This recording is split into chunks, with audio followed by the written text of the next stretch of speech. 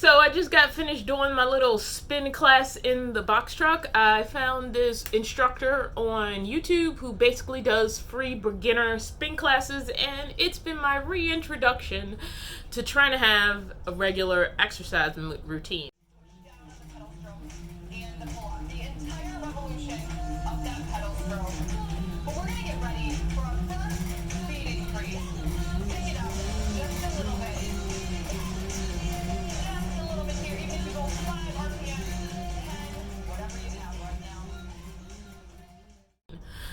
For those of you who follow me on my primary channel, which I assume is all of you, I really don't think anybody's finding this channel by accident.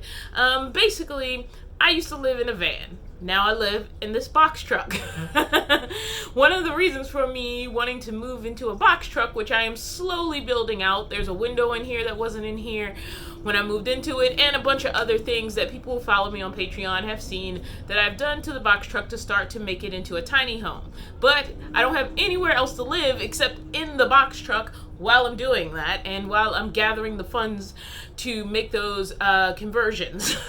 It could take me 6 months, it could take me a whole year. I honestly have no idea how long it's going to take me to transition this to a full tiny home in the way that I imagine it. But in the meantime, I can't not exercise until the box truck is perfect. But I honestly did have a really hard time adapting. Some of it was figuring out space. Some of it was figuring out where to put things. Some of it was I woke up in just enough time to start whatever project that I needed to start and get done before the sun went down. There was just a lot that ended up impacting me in the month of March that I didn't expect, and some of it was just like honest stress. The stress of the transition, of moving to a new vehicle, of all of those things, of trying to sell the van. Like, I thought I was going to have it was going to be easy. I was going to have space where I could stand up, space where I could like exercise in the box truck, and I tried. I definitely made the college try to just get back into it and have a clean system and have there be no excuses, because I could exercise in here. I could stand up in here. There was enough room for me at least to use my equipment. And I'm not even going to go over the equipment that I have right this second, but mostly, like last week, I don't think I did anything that was exercise. So that being said, how is weight loss going? Well, watch this little montage of my weigh-ins from March till today.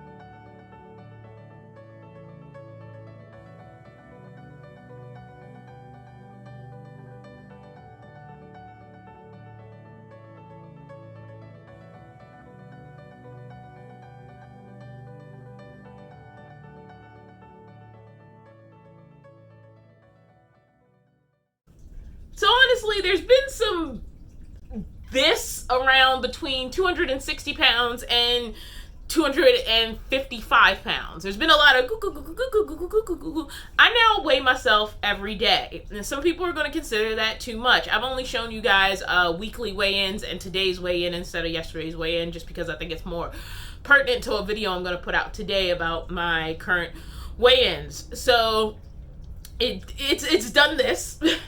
But that is basically a sign of maintenance. In maintenance, you'll probably fluctuate about 5 to 10 pounds, probably. Like, once you're like, I am at my goal weight, I'm just going to maintain what I'm doing and, stay in that range. Now, I am not at my maintenance weight by any stretch of the imagination. I still have much more weight that I want to lose. But I kind of did this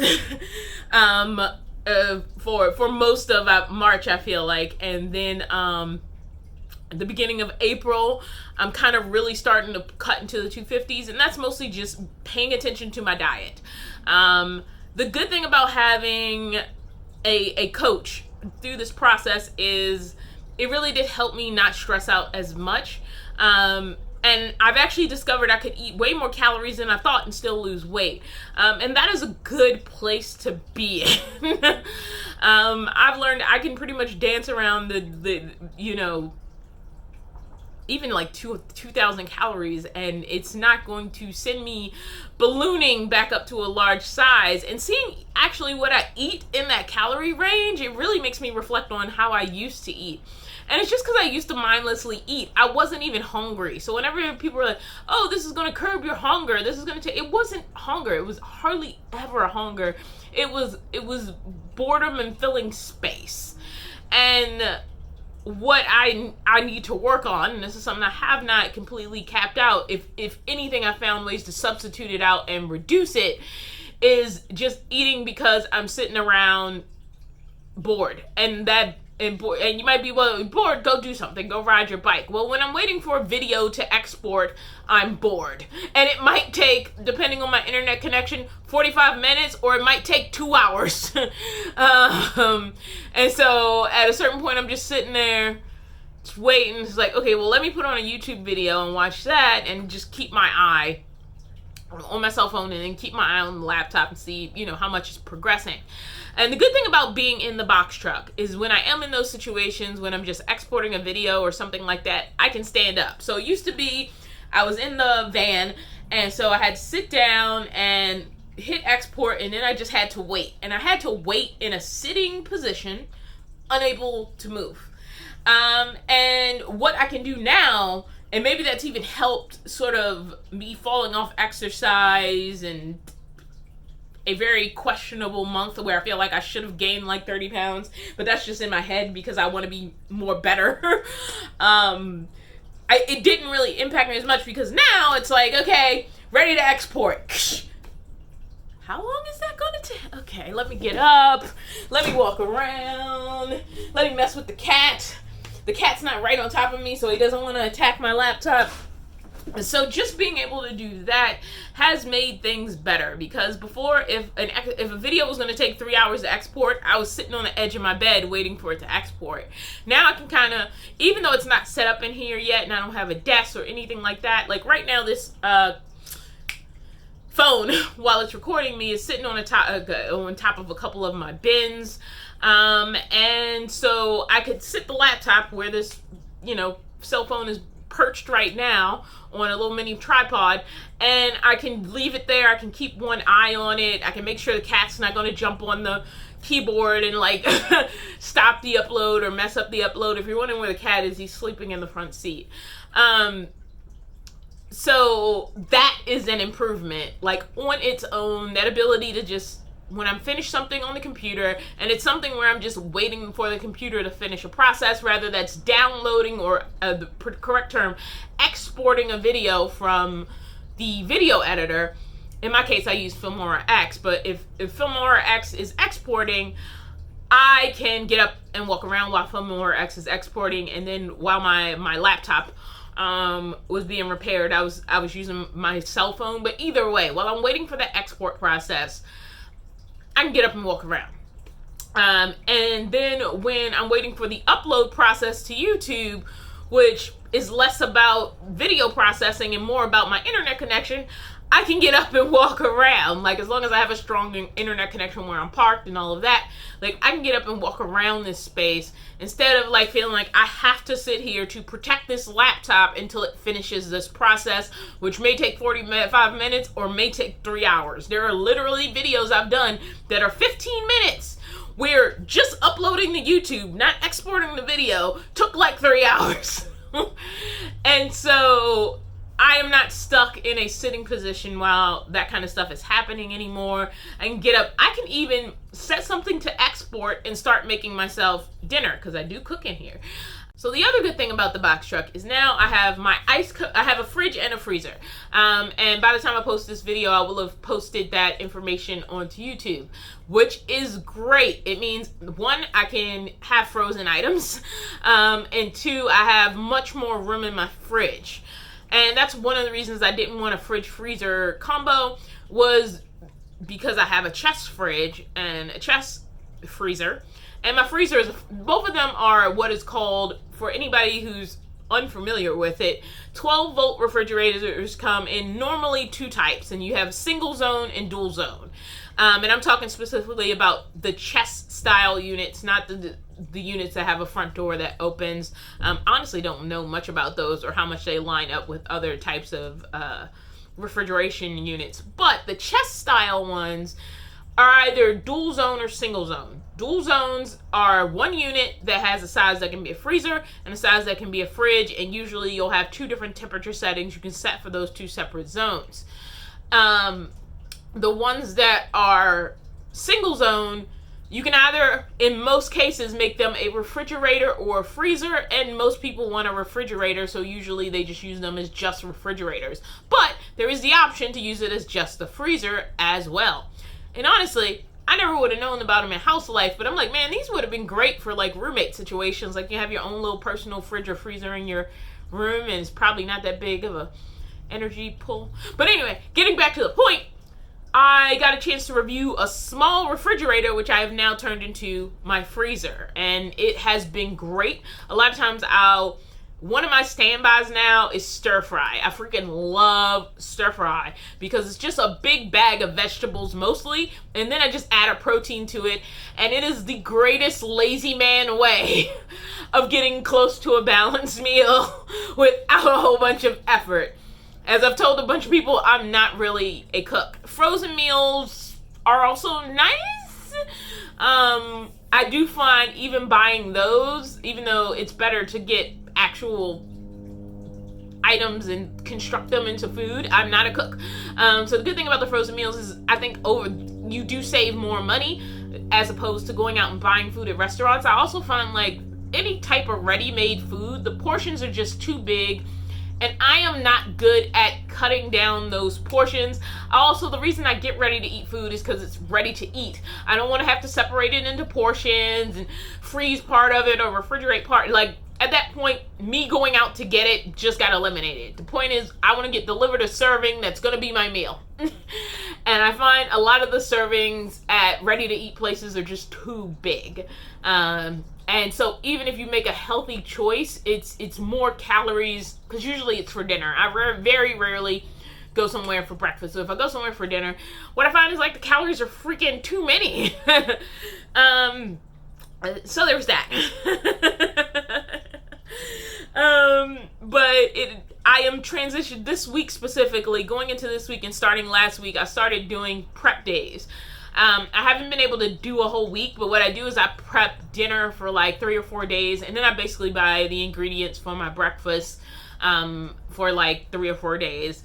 And that way, literally, I copy and paste over what I'm eating until I get sick of it, and then I move on to something else until I get sick of it. And I never get too sick of it to the point where I don't want to eat it anymore, but sometimes I'll like circle back, or I'll just not be able to find a certain element or ingredient. I've been doing little fake Knox bagels for breakfast, and let's say I can't find the bagel I like, which I've been buying. It's this Dave's Killer Bread. It's a very protein-rich bread.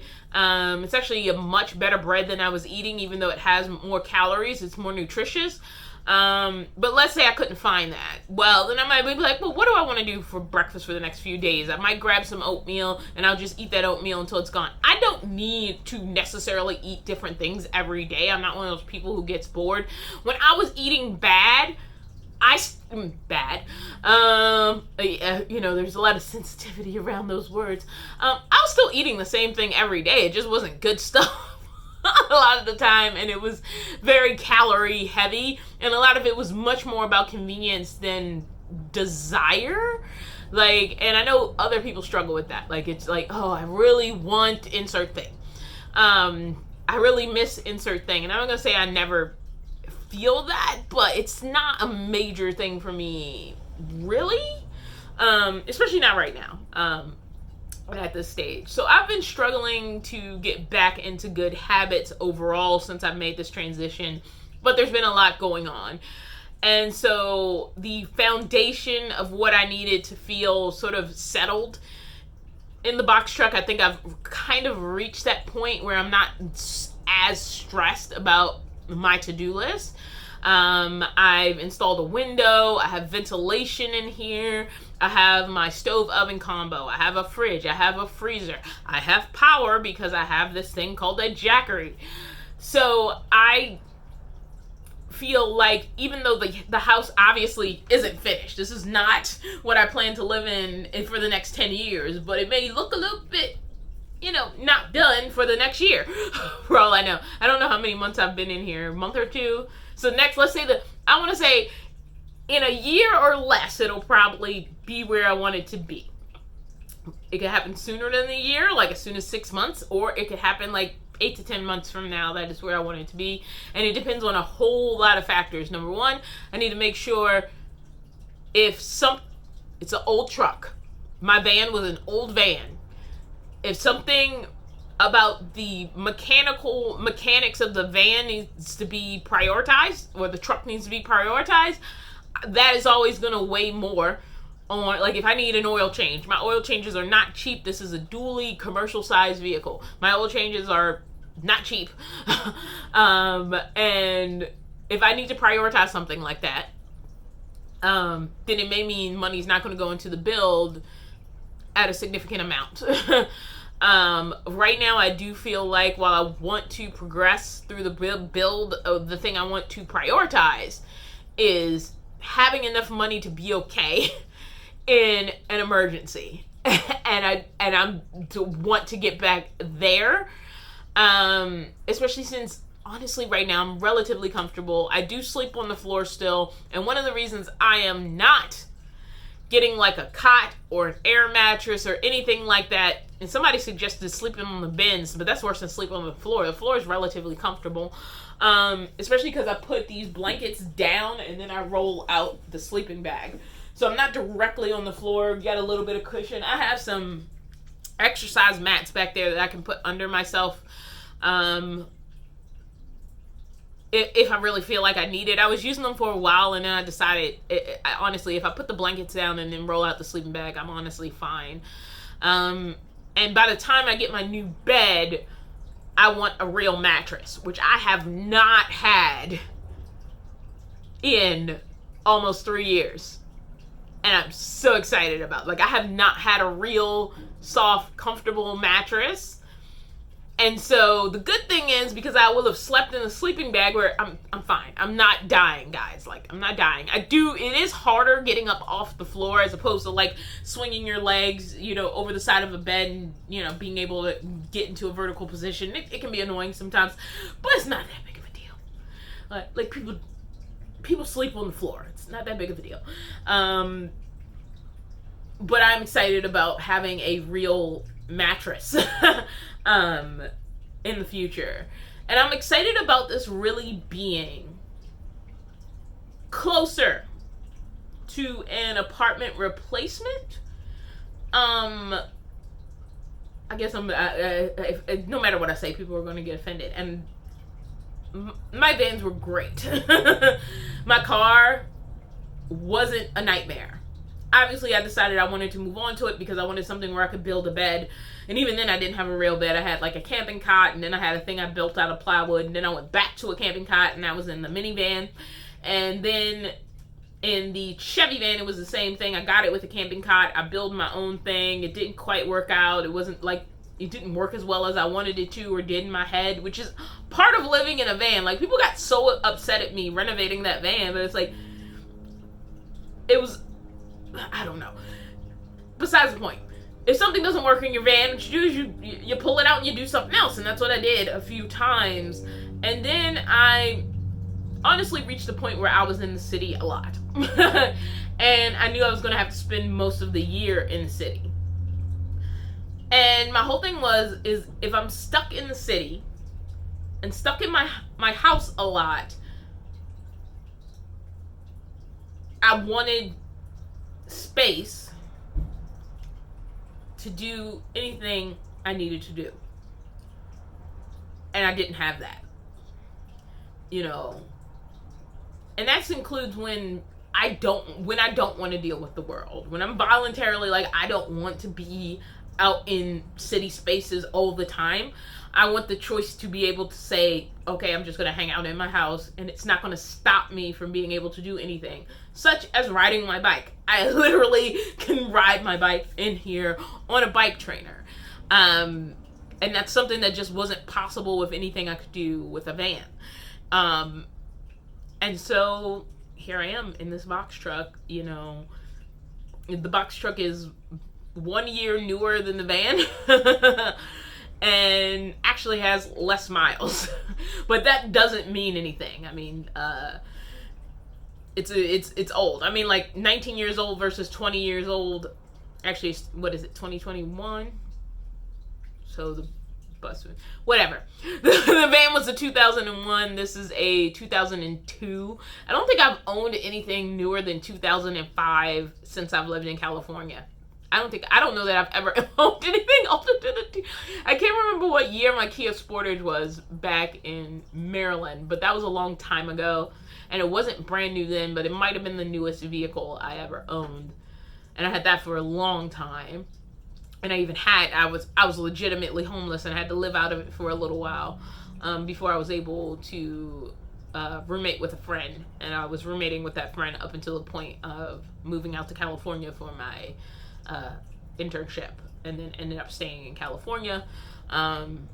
Ended up homeless again. Was living out of my car, and since then I've made the transition that you see in front of you. So yeah, it's not going terrible. It's not going great. I have not kept up with my exercise, and my goals for this week are just to keep moving forward, to keep trying. And the things that I'm doing well, I'm going to try to keep doing well at and improving. And the things that have sort of fallen off for me, especially like lifting weights and getting cardio in, I'm going to try to bring those back in some way. Right now I'm enjoying doing the YouTube spin class. I don't know how long that'll last, but I'm going to try to do the YouTube spin class 3 days a week, and lift weights 3 days a week, and then have a rest day. And I thought about making it easier on myself, but I'm like, no, just commit to all of it. And if you make 2 out of 3, then you've done your spin class 2 days a week, and you've done your weight training 2 days a week. And that's better than no days a week. And even if you only do it once, it's better than last week where I did nothing, and the week before that where I don't know. I mean, like, I have been doing something. Like, I'm walking up and down ladders. I'm, getting on the roof of my box truck. I'm, lifting things out of the box truck, lifting them back into the box truck. Like, there's all kinds of physical things that have been happening, but I haven't been making space for the exercise to happen. Yes, I know nutrition is important, but I also think exercise is important to fitness. Weight loss is going to happen in the kitchen, as they say. Fitness is going to happen in the quote-unquote gym. And by quote-unquote gym, I mean, like, just making that effort to put in those extra actions. Because I can't always depend on building out the box truck as a laborious job, because that's going to end at some point. And before it ends, I already want to have the habits in place that are still going to keep me active and engaged and healthy. And when I can go out and, hang out with friends, like, I want to be able to walk and keep up. I want to be able to bike and keep up. And just, like, losing weight via food and becoming emaciated and weak isn't going to allow you to do that. There's plenty of skinny, lazy people who can't make it, on a 1 mile walk. They're not healthy. They're just skinny. And I don't want to be that person. But I am glad, like, weight loss, having weight does make it harder for you to move. You're just carrying more weight. Like that's why going up in weight you can lift is important. because having, like, the weights on you is harder, and when you're done you get to put those weights down, except when it's on your body. So, like, losing the weight will make the fitness easier. if that makes sense. And so it's still important to me. It's still something I want to work on, and that's where I am right now with fitness, weight loss, and exercise. I'm going to try to get back into the Monday posting schedule. I make no promises. I'm also trying to get better at my main channel, and that's been a thing as well. I've been struggling with that, especially after the broken laptop situation.